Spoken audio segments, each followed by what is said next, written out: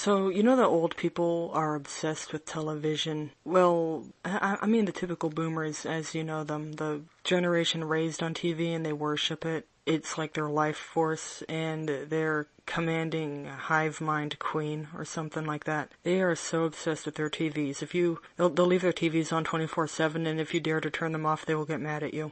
Funny note, super mega ancient people like the great great grandparents when TV was a new thing. These ancient oldies when TV was new would go like, "Oh no, the TV people are watching me. They can see me." They're like getting all schizo over it. And like some other old people, one was like an ancient old lady that was like using an electric clothing iron, and she would put it up and dangle it in such a way as to let the electricity leak out like water. And actually, this stuff is making me wonder about the strange things young children do following some weird inborn logic that doesn't seem to work with the rules of reality. But then there's another problem. What is reality? You know how they say magic only works if you believe in it? I mean, I've never seen a person flying through the air. I've never seen a person breathing water. I've never seen a person pull fire or materialize an object. Okay, I've seen illusion tricks that are purely mechanical and sleight of hand. But if I ever see anyone just flying around and going through a wall, I'll let you know about it. But I'm certain illusion magic is real, but like that's mental. And I do believe, I'm certain that psychic abilities are just something that all of the life forms on Earth are given. I mean, if you're thinking about going for a walk, then a dog might approach you. Or when you just start sharing thoughts, like you don't realize you're sharing a thought, but then you find out later somebody else had the exact same thought at the same time. But there's a thing called the sequestering. That's why today computers are associated with wizards. People that are extremely good with computers and programming are called wizards. But you'll never see, like, medieval type depictions of witches and wizards using telephones and computers unless it's a joke. That is because radio waves, Wi-Fi, 5G, analog television waves, digital waves, all of that stuff in the air, Prince of the Power of the Air, is making psychic abilities useless. Your psychic abilities, which you do have, are now extremely limited to a very tiny range because of a thing called the sequestering. The airwaves are full of bullshit. That's why these mental abilities aren't working. And yeah, I just wonder about this stuff. I'm not gonna approach any witches or wizards, like stay the hell away, but just the fact that this stuff is real and it gives you something to think about. But anyway, I was mainly initially talking about television and I got sidetracked. Now, when I was new to the world, television was presented as the ultimate seal of quality. We were hardcore brainwashed in school, all of it, elementary through high school, to believe if it was published in a so-called reputable source or on a reputable platform, it was legit because it had multiple layers of polish. It had some respected names slapped on top. It was peer-reviewed. Oh, you should know what that means. And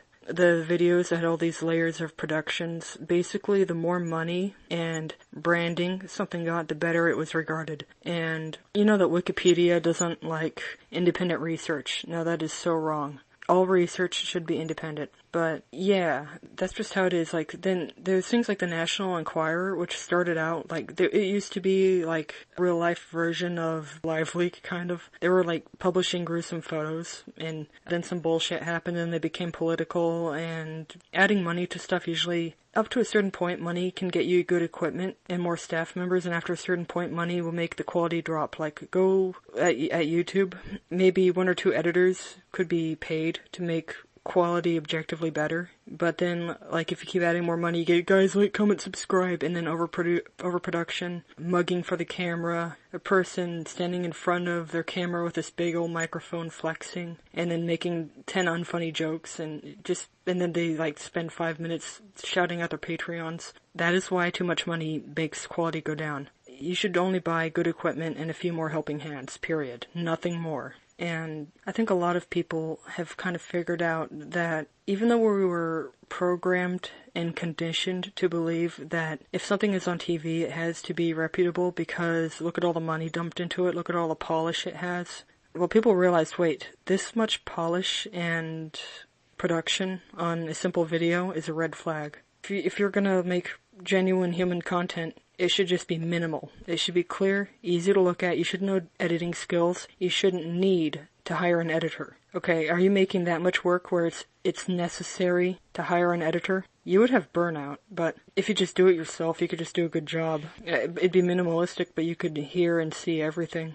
Oh, and not only that, but like, so many big freaking videos are delayed by months because they're just polishing a turd. And if it was just really rough and basic, they could have it out within 2 days, maximum. But my main point was, I kind of bring this up a lot. Ordinary people are discouraged because we are held to such high standards that, okay, even just some common pleb that can't sing or paint or write will, like, make fun of somebody else who can't sing or paint or write. To go, your skills suck, haha. Well, their skills suck, and, like, there's this bucket crab mentality about producing things. And, like, if it's not perfect, people just try and rip it to shreds, and if it's highly produced, they'll praise it. But that's life, and people are just feeling like they can't even begin to attempt to make something. Like, they just feel so daunted, and they feel like they're held to an unrealistically high standard, which is by design, and it's also artificial. Like, nobody is really holding you to a high standard. They're just being bucket crabs. They're just jealous that you're making something and that they're not. So they'll just like, oh, how come you're not making a shiny, polished, overproduced, stupid thing?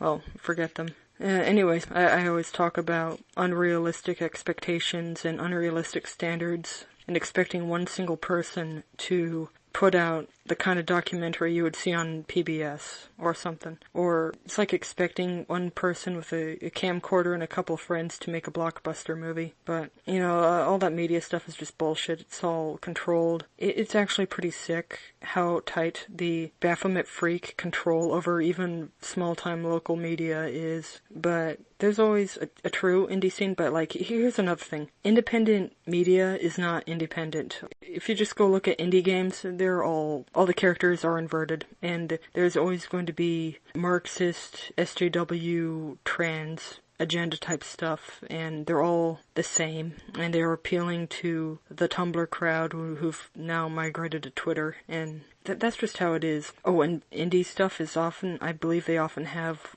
a secret investor, or I guess what some people might call an angel investor. And these are often, I think, anonymous rich people that are donating a lot of money, but they don't talk about it, to a project, and the reason why they're doing that. Look at Queer Kid stuff in Undertale. I am certain that Queer Kid stuff in Undertale have secret investors and secret funding, because Queer Kid stuff only gets mocked and bashed on. And by the way, the host of that is actually a real woman, but most real women are like that. So, man, how is it when you see Lindsay Amer and Riley J. Dennis sitting together? One is a biological woman and the other one is a biological male, and I'm pretty sure he has 2 balls. In fact, I wonder if Riley J. Dennis actually, when not on YouTube, I think he might actually just be one of those MTF that are, just a man in drag. But, like, I think only for his YouTube gig does he come out as a biological male. That's just what I'm thinking. I think it's like a character he plays where, I don't even know, this stuff is ridiculous. It's just so zigzagging and recursive. It's insane. Like, the cross-dressing thing. Well, here's a question. If the jeans are made for martens, and they're labeled as being for men, but they're shaped for martens, and a woman puts them on, that's not cross-dressing, because it fits. Now, how about jeans made for a castrato? Marketed towards girls, but like if a woman puts them on, they're not going to come up past her thighs, because they're made for boys. And so if a woman is trying to dress up like a castrato, that's cross-dressing. If a man tried to dress up like a castrato, that would be not cross-dressing, but it would look very stupid. So cross-dressing is a hoax. Okay. I don't even know what's natural anymore, really. As far as I'm concerned, it's all a bunch of fabrics and patterns, and wear what you want. I don't care. And I don't wear any patterns. I just wear, like, plain clothes, jeans, hoodie, shoes, yeah. No patterns, no branding. But, whatever. If it says it's for men, it's for martens, and women should wear it because it actually fits, and that stuff made for castrati is really bad quality. It will rip immediately. Like, it's just poorly made. But, yeah, anyway, bye.